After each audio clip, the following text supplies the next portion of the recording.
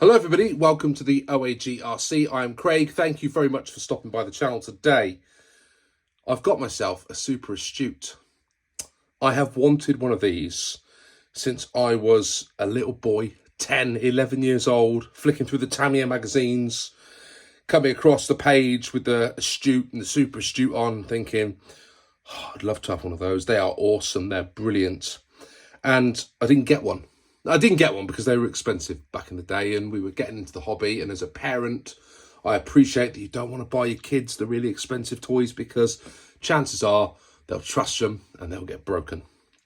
And here I am now as an adult, and I am so privileged to be able to buy something that I wanted and yearned after as a kid and enjoy the experience of it as an adult. So I'm going to take you through the unboxing. We're not building this today, but I thought for those of you that are on the fence, want to know what you get inside a Super Astute, let's take a look and see what's inside the box together. Now, I've not opened it. This is coming straight off the out the box, out the package. So I do not know what to expect. And as often with these things, we find out there's a problem. I doubt there will be today because I've ordered it from Time Tunnel Models. Not sponsored, but if you are in the UK and you do want to go and check Time Tunnel out, please do so. They're a great stockist. They are really good at delivering things on time and at a reasonable price. So, where shall we start? Over this side, we've got, what parts tree is that one? G, which has got the battery piece on. And it looks like that's the chassis brace at the front that keeps everything together. That tree is was very sought after because those are the bits, certainly that brace is the bit that you want if you're upgrading a Madcap or an Astute to a Super Astute. We've got a set of tyres there, which are specific to this model. There is another model I think that uses those. It might be the Dynastorm uses the same tyres, but the Astute, I know you all want me to, so we'll have a little, don't want to open them up too much and break that. Oh yeah, very nice. They are definitely a good vintage brand of Tamiya tyre. Usual Tamiya 5-star wheels on these. I think these were one of the first models, some of the first models to use those types of wheels. Standard servo in the bag. It's interesting to see a big bag of parts. Normally these are all loose. I'm going to crack this open and see what we get inside. That's the cover for the gearbox, and there's reasons to hold it is because it's got a slipper clutch.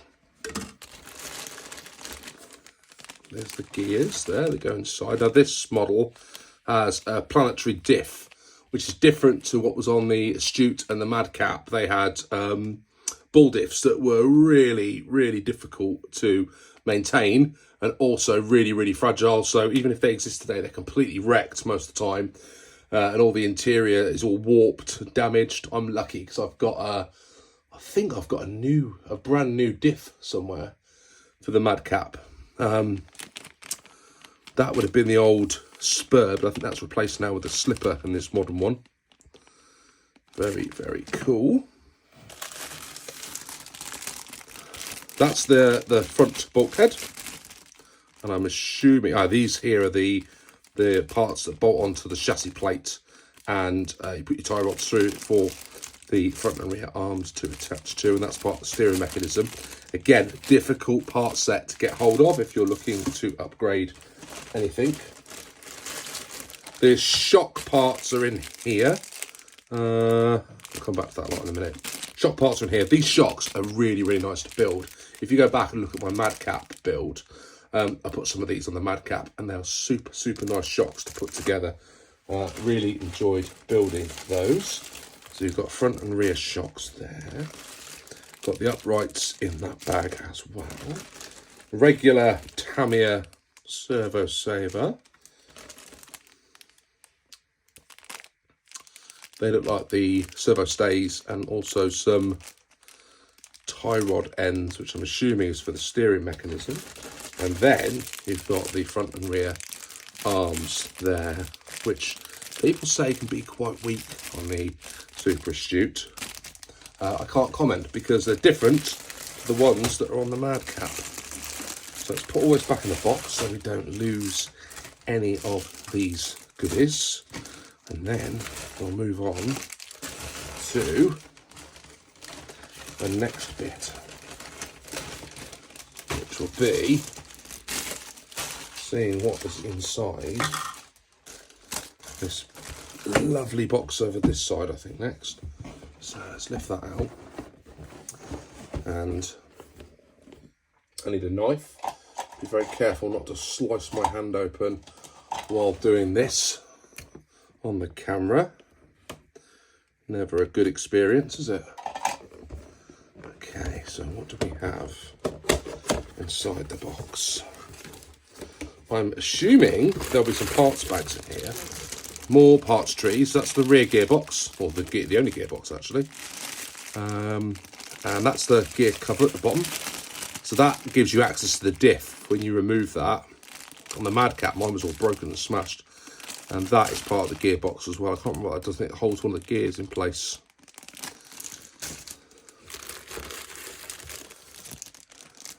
The rear cover that protects the rear gearbox, that'll be the front. That would have been the, oh, there's the servo mount there. I think that piece probably isn't used. That's probably when it used to be a manual speed controller. And those two there would have been the old battery mounts when it goes across. But the battery's mounted in a more front to back configuration on this particular chassis.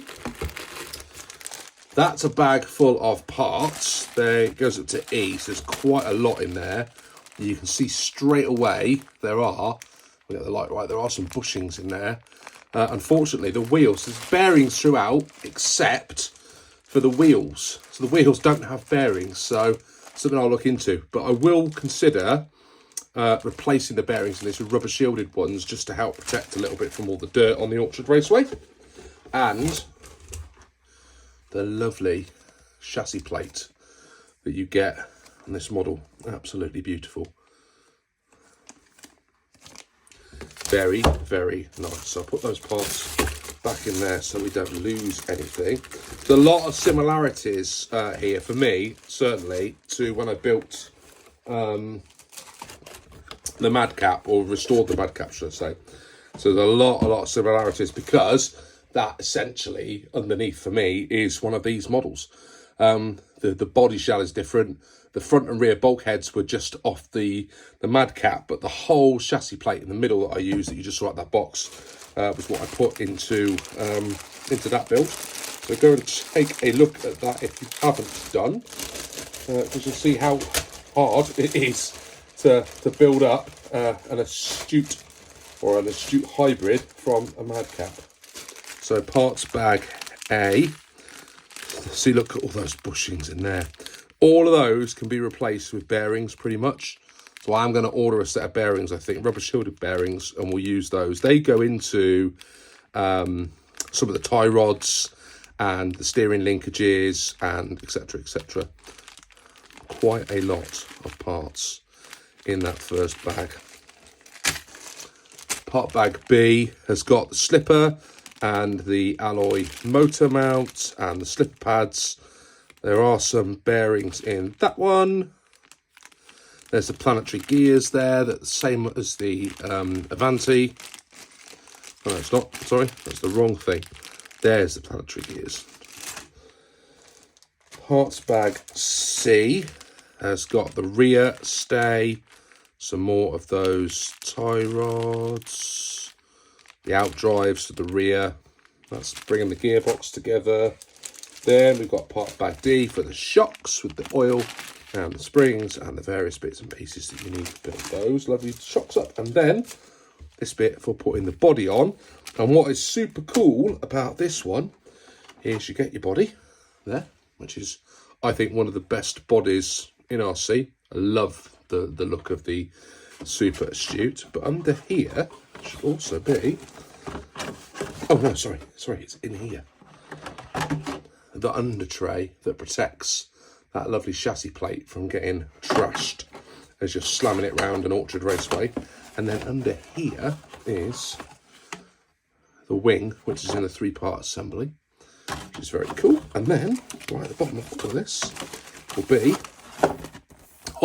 those lovely Super Astute decals. Now that screams late 80s, early 90s to me. Absolutely stunning. I love the use of the neon. Absolutely super. Wow. Well, literally super. No pun intended. So there you go. That's what you get inside your Super Astute. I've now got to work out how I get all this back in the box, because for me, this is going to be a later build. There's lots and lots of content planned on the OAG in coming months. And I haven't decided when I'm going to build this one yet. I've been waiting to build it for something like 30 odd years, so I'm sure waiting another bit of time before I get stuck into it is not going to ruin anything for me. And I'm just really pleased that I've managed to get hold of one. So this was one of the ones that I really, really wanted from Tamiya, and they've delivered. What Tamiya re-release are you waiting on? What's on your hit list? You're thinking, I really, really want that, and I really, really hope that Tamiya re-release it and give it to us. For me, there's only probably one other, now this has been released, that I really want, and that is the Dynastorm. That's the buggy that I'm chasing after. I would love to see Tamiya do another run of the DN01 Zahak, but they probably won't. And until then, I'll have to make do with beautiful, lovely re-kits, just like this one. Thank you very much for watching, and I will see you all very soon on the channel for some more builds leading up to some more Orchard Raceway content.